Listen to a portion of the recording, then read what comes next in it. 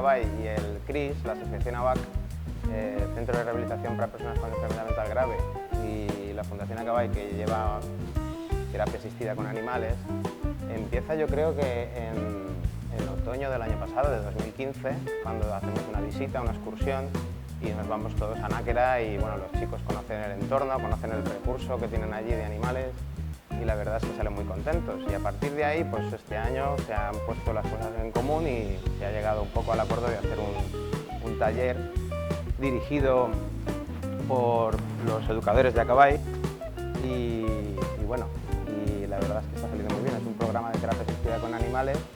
Hemos derivado a unos cuantos chicos y chicas del CRIS y están todos muy contentos. La verdad es que, bueno, yo el primero, porque la cosa de que vengan animales y de que haya una novedad y de que se pongan un poco ellos en situación, porque, no sé, no conocen mucho. Quizás no conocen mucho lo que es el trabajar y la terapia asistida con animales como una alternativa terapéutica también para trabajar, pues eso, índices de calidad de vida, mejora del bienestar emocional y todo esto. Pues no sé, yo la verdad es que estoy muy contento y muy feliz de que podamos ofrecerle sobre todo a estos chicos y a estas chicas esta oportunidad.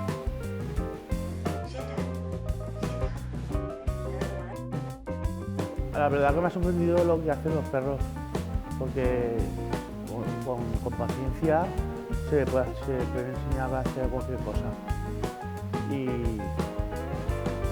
si es que ya es una maravilla. Me encanta venir aquí con los perritos porque me gusta enseñarles, que aprendan lo que yo les digo y así al mismo tiempo aprendo a enseñar a mi perrita. Me gusta mucho que vengan aquí los perritos.